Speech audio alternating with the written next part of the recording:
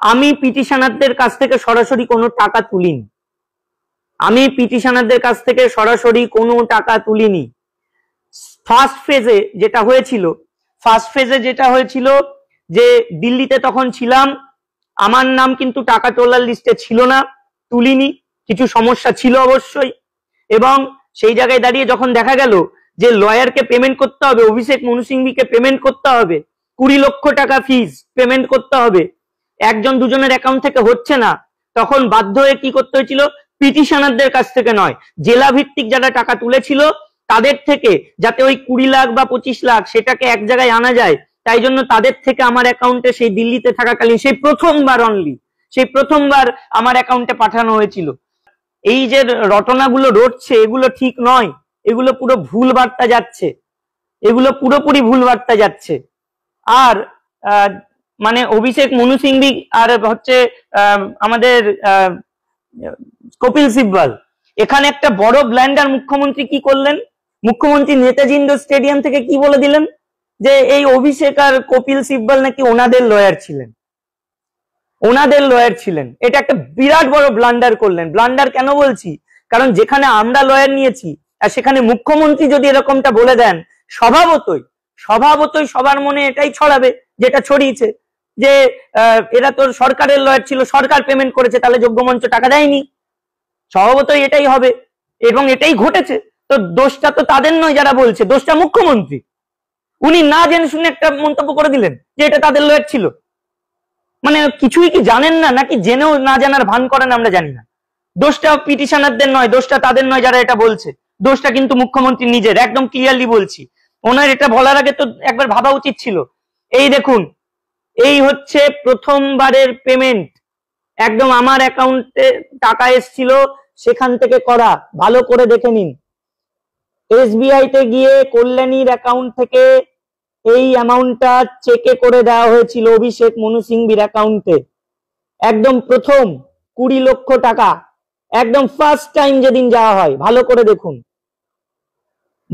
দেখুন। আমি second phase, third phase কোনো টাকা আমার অ্যাকাউন্টে আসেনি, তুলিনি, একদম ক্লিয়ারলি বলছি। আমি সেই ফার্স্ট ফেজে শুধু লয়ারের টাকা পেমেন্ট করতে অসুবিধা হচ্ছিল, যেহেতু তখন কোনো একটা সিঙ্গেল অ্যাকাউন্ট বা কারেন্ট অ্যাকাউন্ট ছিল না, এবং এই 20 লক্ষ টাকা পেমেন্ট করাটা সত্যি মাথা খারাপের মতো বিষয় ছিল, করা যাচ্ছিল না।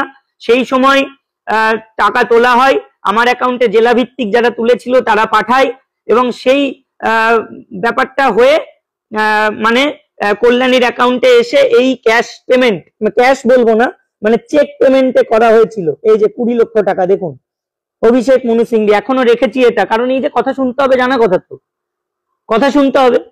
আপনাদের আর একটা কথা বলি, যে বিষয় নিয়ে মাথা ঘামানোর কথা, সরকার বা SSC তারা যেভাবে তাচ্ছিল্য করলো বা একটা যাকে বলে জোচ্চুরি করলো, তারা রিভিউতে ফাইল করানোর আগে একবার ড্রাফট পর্যন্ত দেখালেন না, আলোচনা পর্যন্ত করলেন না। তাদের উপরে ভরসা করে থেকে যেতে হবে। আমাদের মেন লক্ষ্যটা চাকরিটা কিভাবে বাঁচানো যায়, প্যানেলটা কিভাবে বাঁচানো যায়। আর একটা কথা ক্লিয়ারলি বলে রাখি, এখানে আপনি 1 থেকে 3 হন, 4 থেকে 7 হন, আমার কিচ্ছু যায় আসে না, একদম ক্লিয়ারলি বলে রাখছি। সুপ্রিম কোর্টের জাজমেন্ট যা খুশি হতে পারে, কারোর হাত নেই। অনেকে ফালতু মানে কথা বলছেন যে আচ্ছা দাদা এরম কি হতে পারে, 1 থেকে 3 বেঁচে গেল, 5 থেকে 7 বাঁচলো না, হতে পারে, না হওয়ার কিছুই নেই। এই ধরনের কথাগুলো কেন, এই তো চিফ জাস্টিস বা সুপ্রিম কোর্টের হাতে। আরে আমরা কি করে জানবো, হতে পারে। আবার 1 থেকে 3, 4 থেকে 7 কেউ নাও বাঁচতে পারে, আবার 1 থেকে 7 বাঁচতে পারে, 1 থেকে 12 বাঁচতে পারে, সবকিছুই সম্ভব। এখানে প্রেডিকশনের কোনো জায়গা নেই, প্রবাবিলিটির কোনো জায়গা নেই। যেটা হবে সেটা সুপ্রিম কোর্টের হাতে। সুপ্রিম কোর্ট যেটা মনে করবে, লয়াররা যেটা মনে করবে সেইভাবে এগোবে। এখানে কেউ বাধ্য করতে পারে না, ইনফ্লুয়েন্স করতে পারে না যে এটা করতেই হবে, জোর করে চলে গেলাম। আমরা ইনফ্লুয়েন্স করতে পারি কাকে? আমরা ইনফ্লুয়েন্স করতে পারি তাদেরকে যারা রিভিউতে মানে যাচ্ছে, সেই সরকার, সেই কমিশন, তাদেরকে বলতে পারি যে আপনারা হচ্ছে এগুলো কি করছেন, কেন ঠিকঠাক করছেন না। আর সেকেন্ড হচ্ছে কোর্টে যাতে রিভিউটা অ্যাকসেপ্ট হয় তার জন্যও তো আমাদের লড়াই করতে হবে, তার জন্যও লড়াই করতে হবে।